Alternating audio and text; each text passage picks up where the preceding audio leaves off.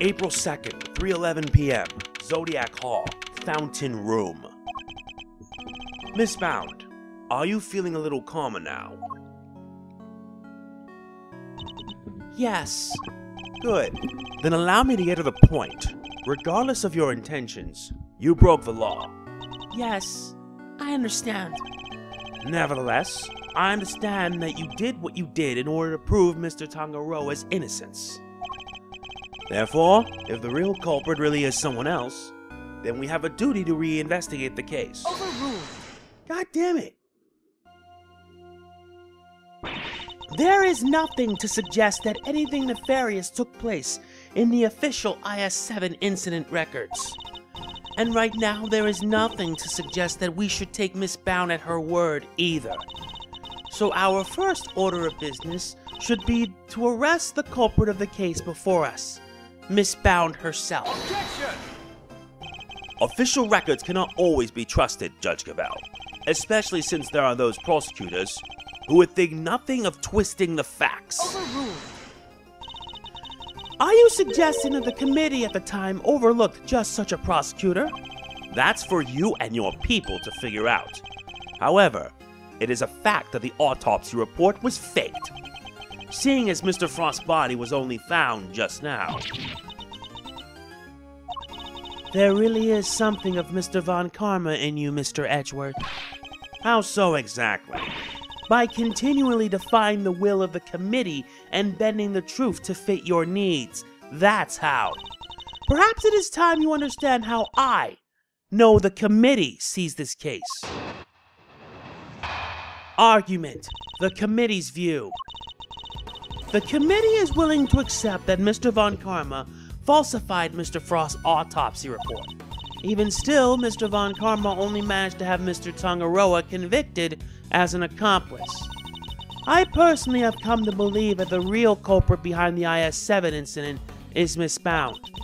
Her plan to poison and kill Mr. Gusto today was her attempt to frame him for Mr. Frost's murder. And this is how the committee sees things, is it?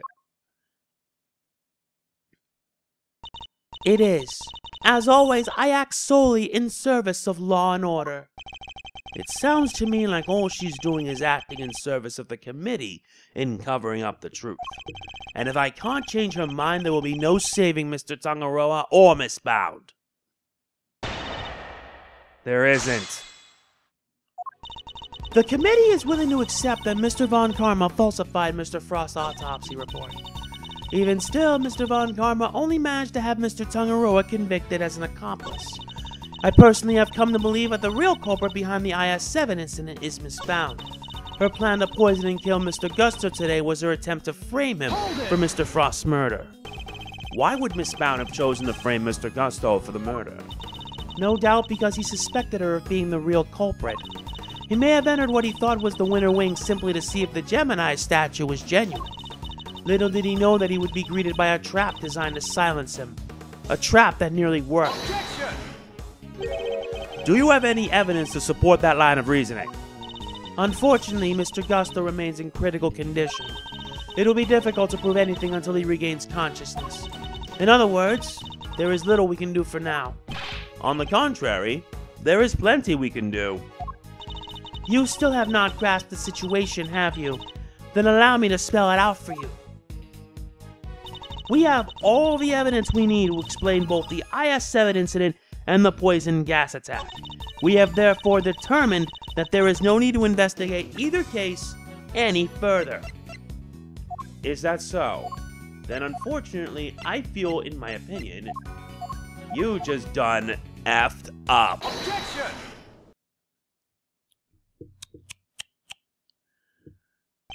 I'm afraid there is still one question concerning the IS-7 incident that remains unanswered, Your Honor. Would you mind taking a look at this? What is it? They're test results carried out on the liquid at the bottom of the Gemini case in the winter wing. As you can see, traces of blood were detected. The question is, whose?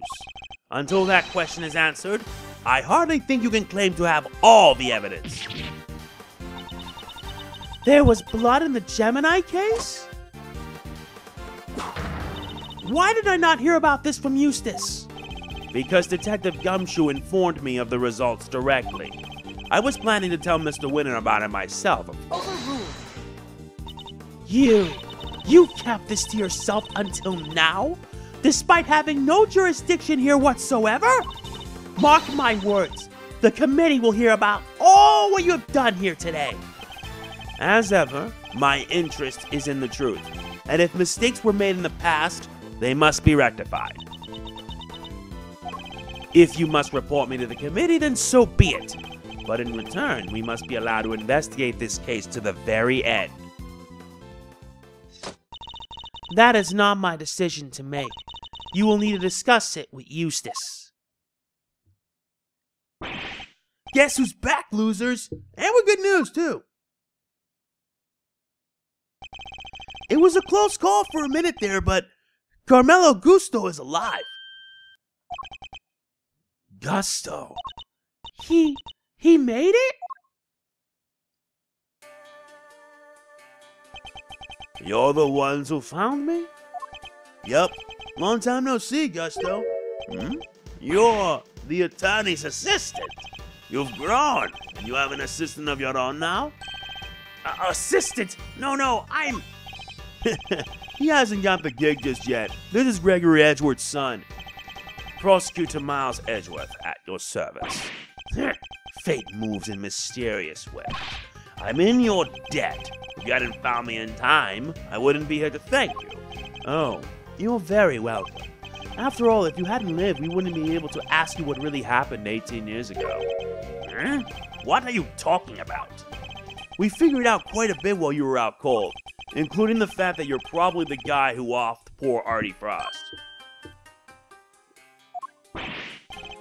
What? Is that true? Miss Bounds set up a very elaborate trap to catch Mr. Frost's murderer. A trap that involved rigging the Pisces case with poison gas. Perhaps in light of that fact, you could tell us in your own words what happened back then.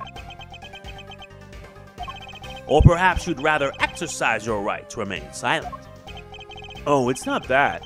Gusto's here is a fan of the old meditation. You know, and all that jazz. Wow! Sleeping while standing seems pretty cool. That's one heck of a talent. Except there's no sleeping involved in meditation, Kay. Hey, Gusto, old pal. How about you snap out of it and tell us what went down way back when?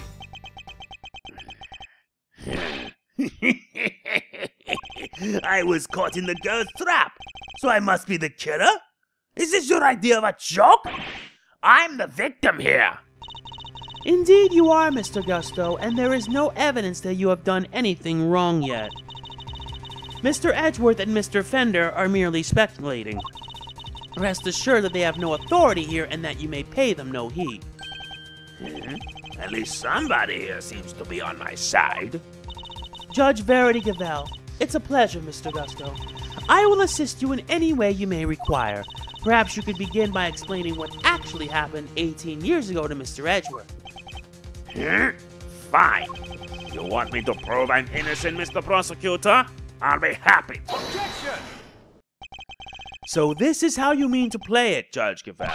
You're hoping Mr. Gusto will help you to hide what happened instead of trying to correct the record. I believe only in the infallible judgment of the goddess of justice. Except it is us humans who make the actual judgment calls in a court of law. And so long as there are those who would use the law to their advantage, our rulings are fallible indeed. If you would use your position to further obscure the truth, then neither she nor I will forgive you. We shall see about that. What do you advise, Judge Gavelle?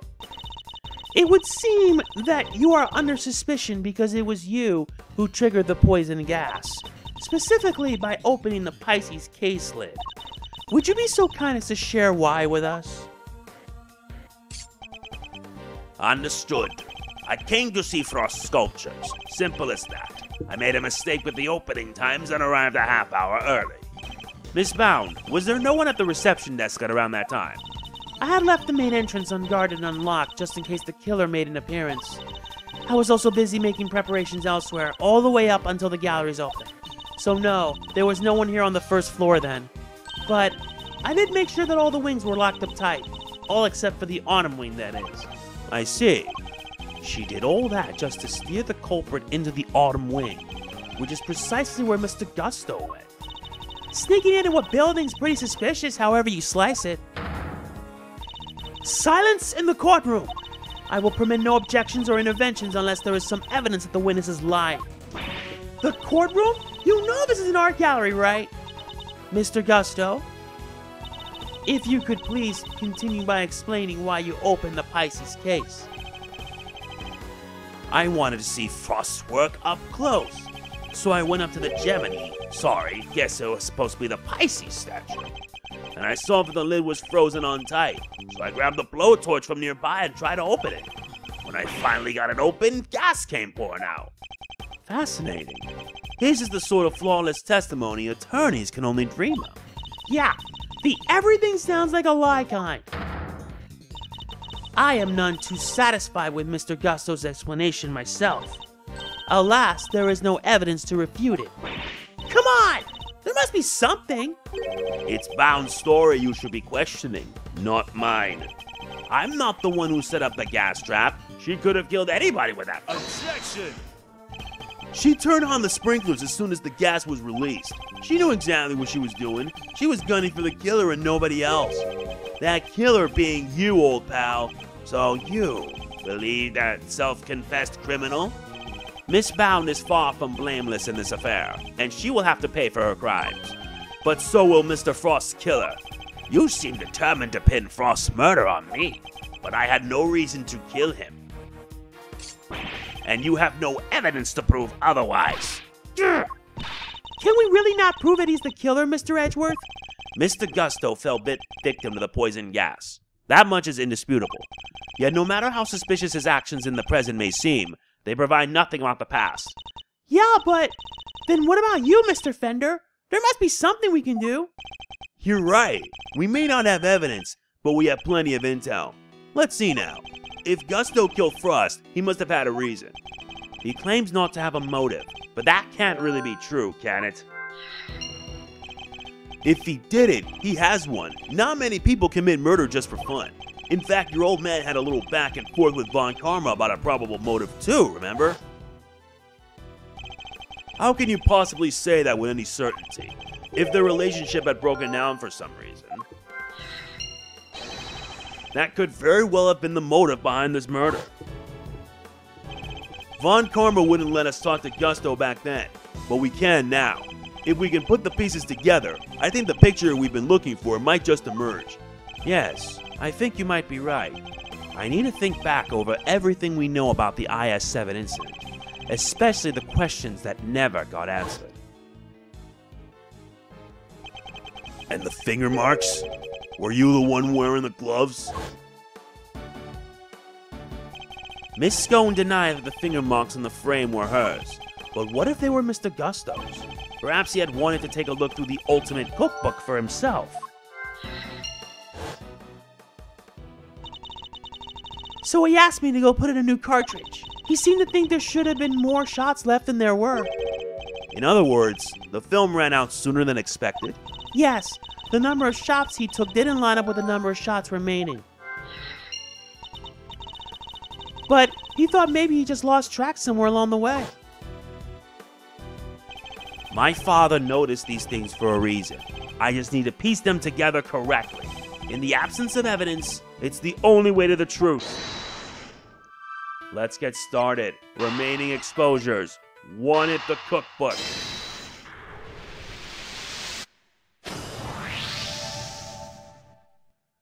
Photographing the cookbook's contents would be the perfect way to steal its secrets undetected. And what if Mr. Gusto did just that? What if he used Mr. Tangaroa's camera to photograph the book? It'd be the perfect crime. So much better than stealing and getting chased by the cops. A sneaky snapshot or 20, huh? That could work. The only question is, when would he have done it? Good question. What about during afternoon tea? Didn't Delicia say that Gusto and Frost had missed out on the little tea party they had? Which brings me to the next question. When do we know for certain that Mr. Frost was still alive? Then, after the contest began, nobody saw hide nor hair of Frost as he had secluded himself in his room. And the only person capable of entering his locked room was Tangaroa, possessing as he did the only key. Miss Scone, were Mr. Tangaroa's works the only ones you sampled? No, dear. I couldn't help myself. When I'd finished my afternoon tea, I tipped over the chili winks room for a little taste, too. Mr. Frost had kept to himself inside his room after the contest had started, but he was gone by the time Miss Scone stuck in with to sample his work, meaning there's a good chance he was murdered before the end of afternoon tea. Now to connect murder's motive to cooperation ended.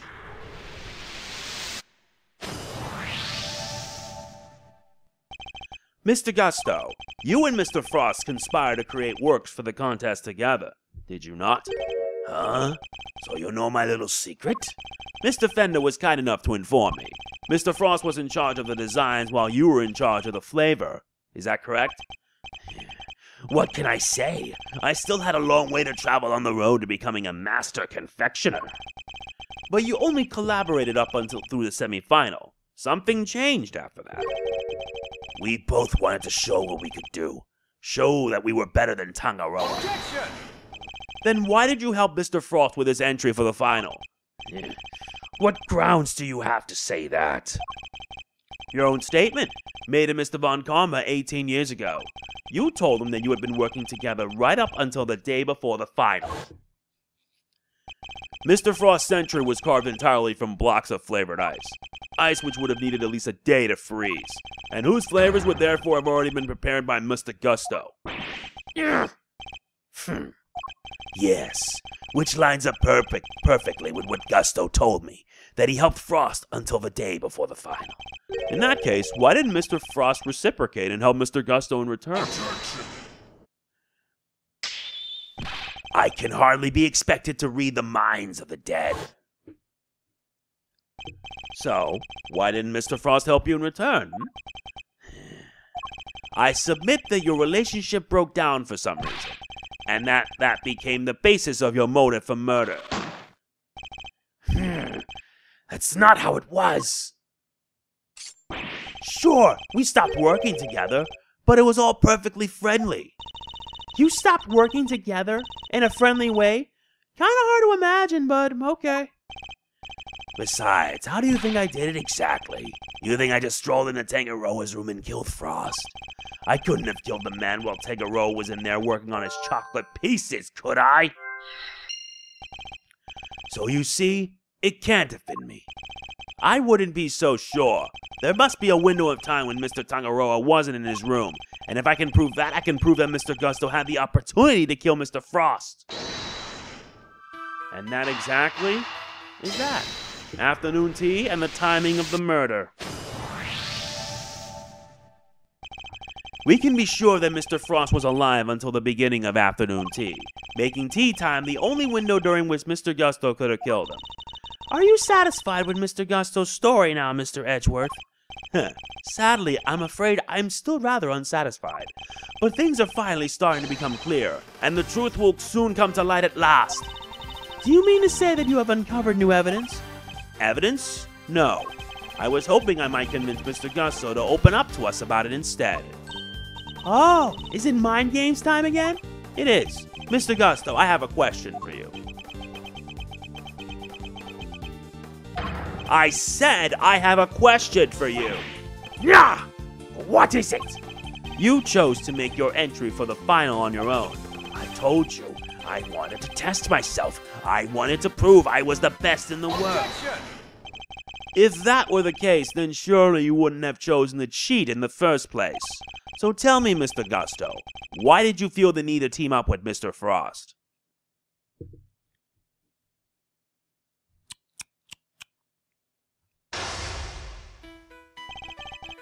"18 years ago, Mr. Gusto and Mr. Frost collaborated in the confectionery contest. But why did they work together, and why did they enter the contest in the first place? That's the information I need to get out of my opponent somehow."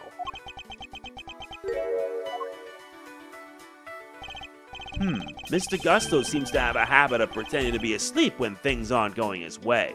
Pawn, knight, rook, queen. Let's start by focusing on why he chose to work with Mr. Frost. By my hand, now it's time to dig up the truth that was buried all those years ago. Mind chess, start! Mr. Gusto, what inspired you to collaborate with Mr. Frost? We were acquaintances before we were contestants. He was interested in entering the contest, so we decided to sign up together. And your decision to pair up with a sculptor had nothing to do with your lack of faith in your skills? You don't know me. We joined forces because we wanted to make the most perfect creations possible. That's all. Frost's son and mine were in the same grade at school, so we got along pretty well, too. Oh? So you were just two friends who happened to try for the title of World's Greatest Confectioner.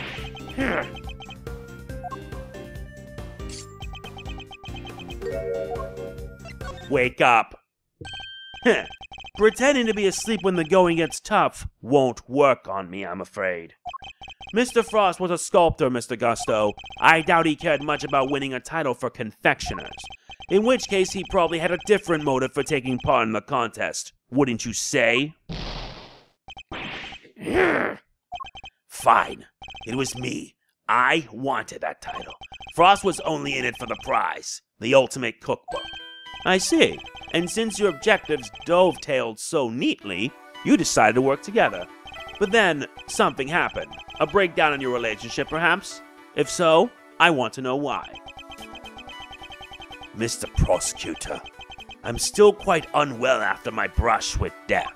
Push me too hard, and I'll be on my way back to the medical room. No, wait! Then you'd better wrap this up quickly. I'm already dangerously low on patience. Mr. Gusto is trying desperately to make his escape, but he's not going anywhere yet. Not as long as he's still keeping things from me. So let's figure out what he was really after next. There's no time to lose. I need to pick the right line of questioning and fast. You two had your eyes on something other than the title, didn't you? After all, I'm not sure the title of World's Greatest Confectioner even counts for that much. Now you're insulting the way of the confectioner? My only goal was to win that title. I didn't care about anything else. You have no idea how much it would have meant to me. Look, my sense of design may not have been up to snuff back then, but you should see me now. Oh, so you've improved? You bet I have. I didn't do all that trading in Zhangfa for nothing. I looked up to Tangaroa, you know. Spent hours poring over the designs of his work. Even used to watch his show with my son. Sounds to me like Mr. Tangaroa's work was especially influential in your early studies. And with his recipe book, you might have even become the best someday. Maybe. The book was a real treasure, no doubt about that. Any confectioner would have wanted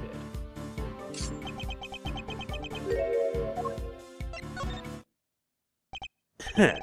You claim that your only goal was to win the title, yet you also seem to have had an interest in the contest prize, the ultimate cookbook. Here! The greatest collection of recipes by the world's greatest confectioner. I can't say I had absolutely no interest in it. And even if I did, what exactly is so wrong with that? Nothing, I suppose. Only the book contained recipes for medicines, not desserts. And everyone who entered the contest supposedly knew that. I feel like I'm finally getting somewhere. I can't let him slip from my grasp now. I just need to stay calm and keep the pressure on. Next, let's find out why he wanted the cookbook. So your plan was to win the cookbook and use it to help you with your own creations? What else? A book like that could have improved my craft tenfold. You could have made a lot of money if you sold it. I don't know much about what was actually in there, but it was worth more than money, I'll tell you that.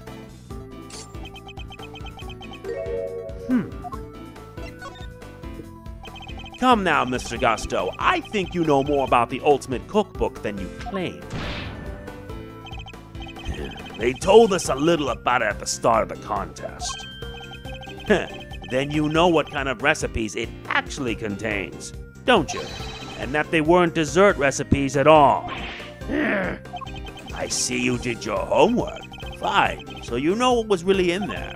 The Ultimate Cookbook, or the Angel's Cookbook to give it its proper title. It's a collection of chemical formulas and ways to synthesize new medicines nobody had ever heard of. So we did know that the cookbook actually contained recipes for medicines. This could be an important clue. Did you know how valuable the cookbook really was? What kind of question is that? It was a collection of Tangaroa's recipes. There wasn't a confectioner in the world who wouldn't have wanted to get their hands on it. Time to deploy my clue. Your designs may have improved thanks to your training in Zhangfa, but you clearly didn't do enough work on your skills of deception. You've already admitted that you knew the Ultimate Cookbook was a collection of recipes for medicines. Thereby making your interests not gastronomical, but pharmaceutical in nature.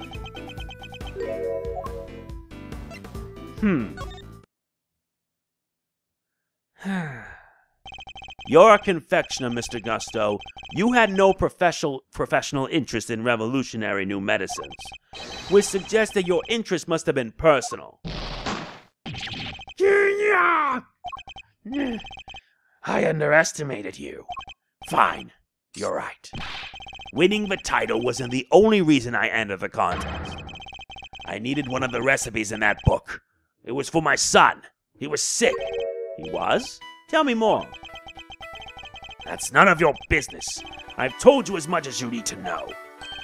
He looks rattled, but I can't let him off the hook. Let's find out what this mystery illness was. I've almost gotten to the bottom of this. I can feel it. Just a few more moves. Tell me a little more about your son. He was my pride and joy, and my biggest fan. And you entered the contest in order to help him? You clearly don't have children of your own. Any father would have done the same. I would have done anything to help him. Anything. He would come see me here at the contest venue too, right up through the semi-final. Really? He didn't get in the way of your work? If you were trying to beat Samson Tangaroa, surely you didn't have the time to look after a child. Yeah, well, I wanted to do what I could for him. He said he wanted to always be the first to try my creations. You said your son was sick, Mr. Gusto, and yet he was able to come and join you for the contest? It wasn't that kind of illness. Nothing life-threatening, anyway. This feels like it could be an important clue. So you needed the cookbook to cure your son? Yeah. Nowadays you can get the medication you needed anywhere. But back then that book was our only hope. Which is why I didn't dare waste my time on fancy tea parties. I have to give my all to my work. And what about Mr. Tangaroa's work? Surely that tea break gave you the perfect opportunity to go steal a glance at it. And what makes you think I had the energy or time to care about what the others have made? I think you've made it abundantly clear how much interest you had in Mr. Tangaroa's work. What's more, if you were that determined to win the Ultimate Cookbook, I seriously doubt you would have passed up on a chance to take a peek at your competitors' entries. I had plenty of chances throughout the contest to see and sample my rival's work, you know, but each time I did, nothing seemed to have had any flavor. Must have been nerves or something. Nothing Mr. Gusto tasted had any flavor. That seems like it could be an important clue. Could you tell me the name of the disease your son suffered from? You're a real cold customer, Mr. Prosecutor. Isn't it enough that he was seriously ill? Why would you force me to tell you more? Time to deploy my clue.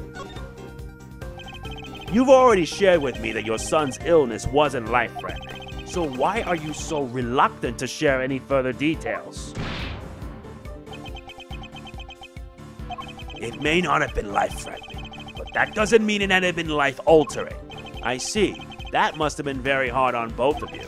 Of course it was. That was why I did everything I could to find a cure. We were desperate. He couldn't taste anything, not even his favorite desserts.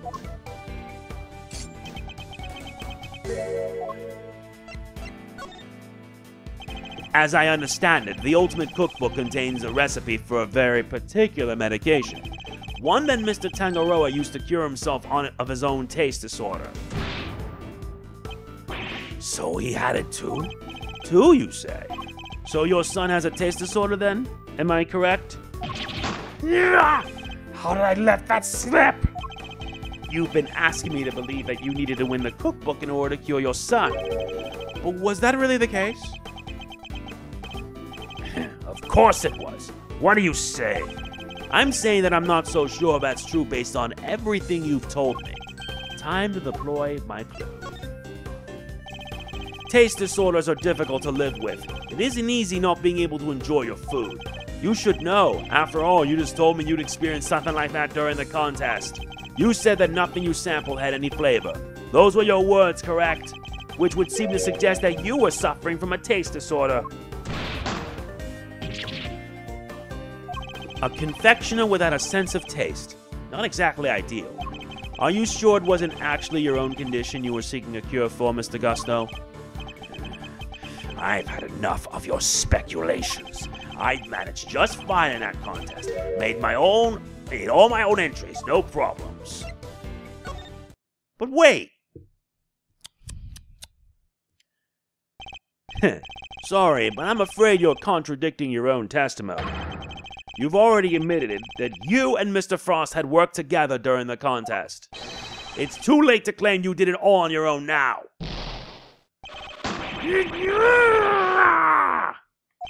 You would have us believe that you are a man of principle, a dedicated student of the confectioner's art. Yet you abandoned those principles and conspired with Mr. Frost to rig the contest. Also, you could cure your own taste disorder. You got me, Mr. Prosecutor. As you said, my sense of taste was shot. My son's was fine. I'd kept it hidden for so long, 18 years, and nobody knew. Sadly, you can lie to others, but you can't lie to me. Both Mr. Gusto and Mr. Frost entered the contest hoping to obtain the Ultimate Cookbook for the medicine that would cure Mr. Gusto's disorder, and the money he would bring in for Mr. Frost. Thus, an uneasy alliance was forged, and that, I believe, is checkmate. Logic chess complete. Yeah, I'll admit it. You're good. I never told anybody any of this, but you figured it all out anyway. It's true. 18 years ago, I developed ageusia. What's ageusia? It's a taste disorder that makes it so you can't taste anything at all. A confectioner's worst nightmare. Mr. Fender, is this what Mr. Tangaroa had as well? No, the big man had what they call disassociated taste disorder. Basically, some things he could taste just fine, while others had no flavor at all. So he suffered too. Can't have been easy. Not when there wasn't a way to cure it on the market. Which is why you needed Mr. Tangaroa's cookbook. Do you admit now that this was the real reason you entered the contest? It was only one of the reasons. I wasn't lying when I said I wanted the title.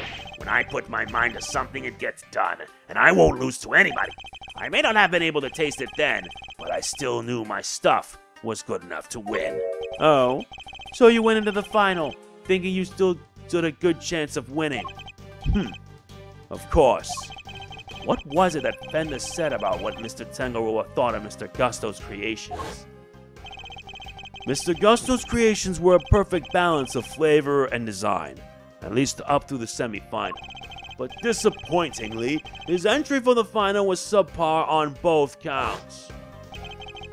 We were told that your entry for the final was far from the prize-winning taste sensation you described. What happened, Mr. Gusto? What went wrong that day? Fine. You want me to talk? I'll talk. But you're not gonna like what I have to say. Testimony. My entry for the final. Frost and I were working together right up to the semi-final. I handled the flavor, he did the designing. But I wanted to face Tangaroa in the final on my own. No help, just me and my skills. So I helped Frost with his entry, but mine, I did alone. If it didn't taste good in the final, that's on me. What can I say? I lack training. And that's all there is to it. Happy now? There don't seem to be any obvious contradictions in his testimony. Yep, not that I thought it'd be easy to get anything real out of him. He's managed to not let slip what really happened for 18 years after all. Why don't you try pushing him a bit, Malzerino? See if you can't shake something loose. I think I just might have to, Fender.